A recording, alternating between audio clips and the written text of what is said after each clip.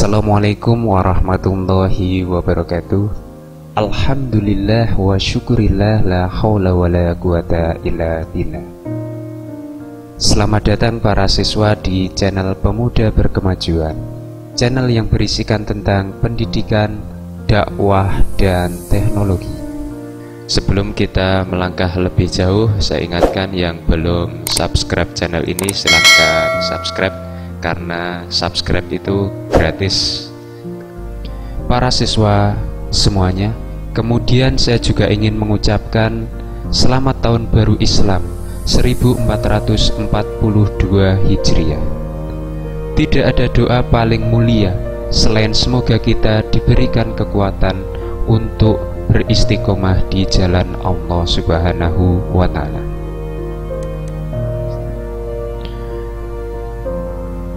Para siswa semuanya, pada video kali ini saya akan menyampaikan materi tentang iman kepada hari akhir.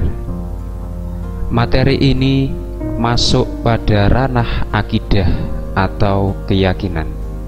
Yang namanya akidah artinya apa yang telah Allah sampaikan kepada kita melalui rasul-rasulnya harus kita yakini. Tidak boleh kita mengkritik kenapa kita harus melakukan ini ataupun melakukan hal itu. Kemudian para siswa semuanya, sebelum kita memasuki materi, terlebih dahulu saya akan menampilkan sebuah video tragedi yang pernah menimpa negeri Indonesia ini.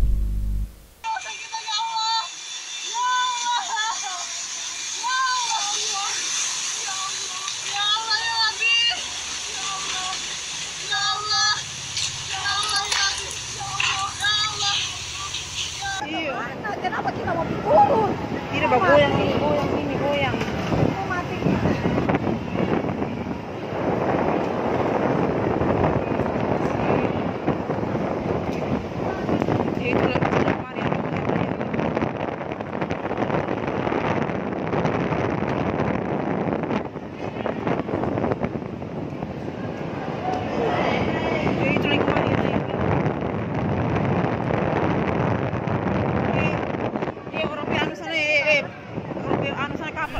Para siswa semuanya, setelah kalian melihat video tragedi yang pernah menimpa negeri Indonesia ini, harapan saya kalian bisa mengkaitkan video tersebut dengan apa yang akan kita pelajari pada kesempatan kali ini.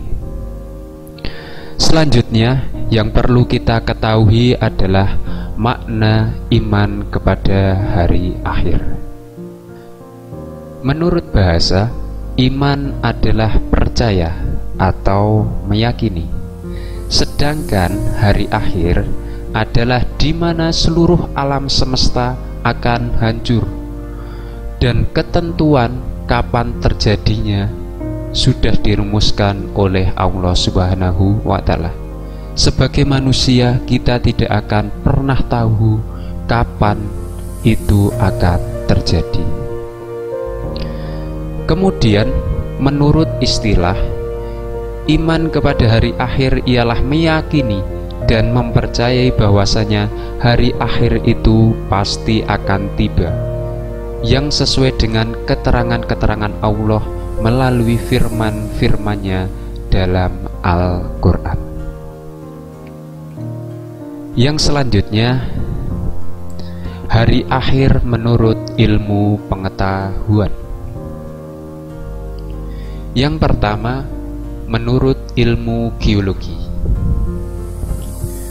Menurut ilmu geologi, bumi itu terjadi dari gas yang berputar. Setelah diam, gas itu berubah menjadi dingin. Maka yang berat akan mengendap di bagian bawah, dan sebaliknya gas yang ringan akan berada di atas. Kemudian pada suatu ketika daya tarik matahari terhadap bumi itu berkurang. yang berakibat bumi itu akan bergeser dari matahari, sehingga putaran bumi akan semakin cepat dan akan mengalami nasib seperti meteor yang menyala bahkan hancur. Kemudian, menurut teori fisika, letak matahari sekitar 149 juta kilometer lebih dari bumi. Sinar matahari sampai ke bumi itu selama 8 menit 20 detik. Kalau suatu ketika matahari itu tidak muncul atau cahayanya redup karena tenaganya maupun sinarnya habis, maka akan berakibat tidak ada angin dan awan yang berakibat hujan tidak akan turun. Selanjutnya gunung-gunung itu juga akan meletus, ombak bergulung-gulung, air laut naik sehingga hancurlah bumi ini. Kemudian kita masuk pada macam-macam kiamat. Yang pertama adalah kiamat sugro atau kiamat kecil. Kiamat sugro adalah peristiwa datangnya kematian bagi semua makhluk, termasuk manusia yang bersifat lokal dan individu. Kata kunci pada kiamat sugro adalah bersifat lokal. Contohnya adalah kematian seseorang, bencana di suatu tempat, dan lain sebagainya yang bersifat lokal. Kemudian yang kedua adalah kiamat kubro atau besar, yaitu artinya peristiwa berakhirnya seluruh kehidupan makhluk dan hancur leburnya alam semesta secara total dan serentak. Artinya menyeluruh, baik yang ada di muka bumi, di dalam bumi, itu semuanya hancur lebur. Itu yang namanya kiamat kubro. Insya Allah kalian semua bisa membedakan antara kiamat sugro dan kiamat kubro karena sudah sangat jelas sekali. Kemudian para siswa semuanya, kita masuk pada tanda-tanda hari kiamat. Yang pertama adalah munculnya kabut atau dukon.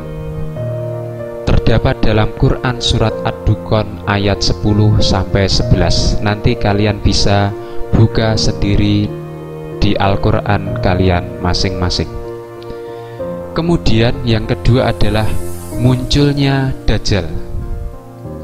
Nabi Muhammad SAW menjelaskan bahwa Dajjal secara fisik merupakan seorang laki-laki pendek, berambut keriting, matanya buta sebelah, kemudian dia mengaku sebagai Tuhan. Kemudian tanda-tanda hari kiamat yang ketiga adalah munculnya dabbah atau binatang dari perut bumi yang dapat berbicara kepada manusia. Selanjutnya adalah terbitnya matahari dari barat. Yang kelima, munculnya Isa bin Maryam. Di sini hanya saya tampilkan setidaknya 5 tanda-tanda hari kiamat, karena masih ada beberapa tanda-tanda hari kiamat yang lain. Nanti secara lengkap kalian bisa lihat di e-book yang akan saya lampirkan di deskripsi video ini. Kemudian kita masuk pada tahapan-tahapan sesudah hari akhir. Yang pertama adalah Yaumul Barzah, kemudian ada Yaumul Ba'as, yang ketiga ada Yaumul Masar, selanjutnya ada Yaumul Hisab, selanjutnya ada Yaumul Mizan. Kemudian ada beberapa istilah. Yang pertama syafaat, selanjutnya sirot, surga, dan neraka. Baiklah teman-teman, mari kita bahas satu persatu. Kita mulai dari Yaumul Barzah. Di sini saya sudah menampilkan backgroundnya berupa pemakaman.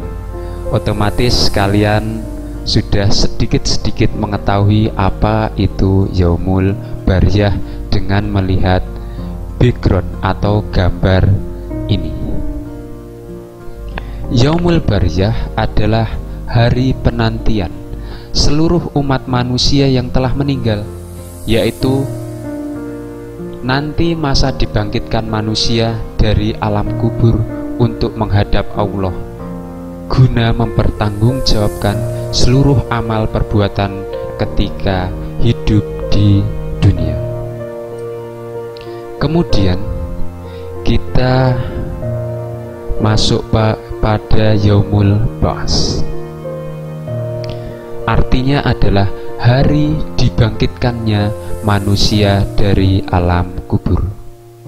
Dalam Quran surat Al-Mujadalah ayat 6, Allah Subhanahu wa taala berfirman, pada hari ketika mereka dibangkitkan Allah Subhanahu wa taala, lalu diberitahukannya kepada mereka apa saja yang mereka telah kerjakan, dan Allah Subhanahu wa taala mengumpulkan semua amal perbuatan mereka padahal mereka sudah melupakannya, dan Allah Subhanahu wa taala menyaksikan atas segala sesuatu. Para siswa semuanya, kita berlanjut pada Yaumul Masar. Artinya adalah hari dikumpulkannya manusia setelah dibangkitkan dari alam kubur untuk menunggu pengadilan dari Allah Subhanahu wa taala. Selanjutnya kita memasuki tahapan Yaumul Hisab. Di sini sudah saya kasih gambar tentang kalkulator amal. Nah, yaitu adalah hari perhitungan amal perbuatan manusia selama hidup di dunia. Kemudian kita memasuki tahapan Yaumul Mizan, adalah penimbangan amal perbuatan manusia setelah diperhitungkan baik buruknya selama hidup di dunia. Para siswa semuanya, ketika kita berbicara pada mizan atau penimbangan, semoga amal kebaikan kita nanti lebih berat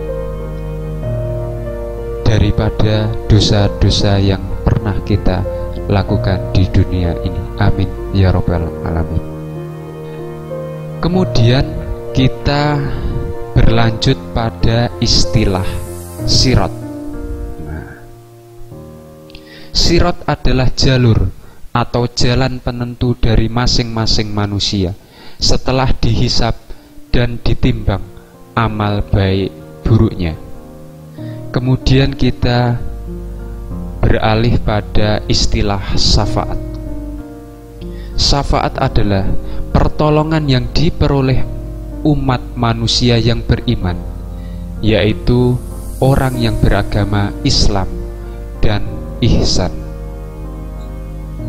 Para siswa semuanya, kita berlanjut pada sesuatu yang membahagiakan dan sesuatu yang mengerikan, yaitu surga dan neraka. Yaitu surga adalah diperuntukkan bagi orang yang melakukan amal kebaikannya itu jauh lebih berat dibandingkan amal keburukan. Sebaliknya, neraka itu diperuntukkan kepada orang yang lebih dominan atau lebih banyak melakukan amal buruk dibandingkan dengan perbuatan baik. Para siswa semuanya, setelah kita mengetahui makna beriman kepada Allah, tanda-tanda maupun tahapan setelah hari akhir, kita memasuki pada hikmah iman kepada hari akhir. Yang pertama adalah memperoleh ketentraman dan ketenangan. Yang kedua, memperoleh keyakinan bahwa Allah Subhanahu wa taala akan membalas segala perbuatan manusia, baik maupun yang buruk. Yang ketiga, muncul rasa kebencian yang sangat dalam pada kemaksiatan ataupun keburukan. Selanjutnya, kita harus berani dalam membela kebenaran dan rela berkorban.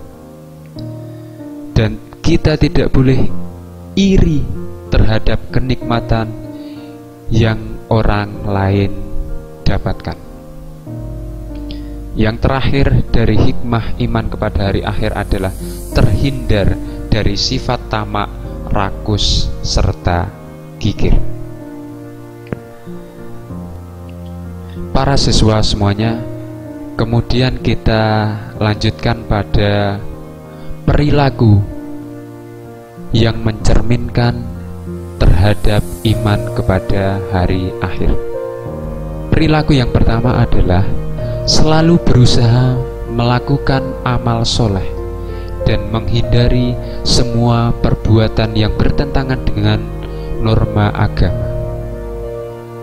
Yang kedua, senantiasa hidup dengan hati-hati, waspada, dan selalu meminta ampunan kepada Allah kapanpun dan dimanapun kita berada. Yang ketiga, termotivasi untuk selalu bekerja keras dan menjauhi kemalasan, sehingga ketika kalian sudah belajar tentang ini, saya berharap kalian itu semakin rajin, baik dalam belajar ilmu agama maupun ilmu pengetahuan yang lain. Intinya kalian itu jangan malas. Selanjutnya, memberi motivasi untuk beramal dan beribadah, karena segala perbuatan baik akan mendapatkan balasan di akhirat, yaitu balasannya adalah surga yang di dalamnya penuh dengan kenikmatan-kenikmatan. Nah, para siswa semuanya, demikian materi tentang iman kepada hari akhir yang bisa saya sampaikan. Jikalau ada sesuatu yang belum jelas, silahkan kalian bisa berkomentar di kolom komentar. Semoga kalian semua bisa memahami apa yang telah saya sampaikan. Jikalau ada kekurangan dari saya mohon maaf. Assalamualaikum warahmatullahi wabarakatuh.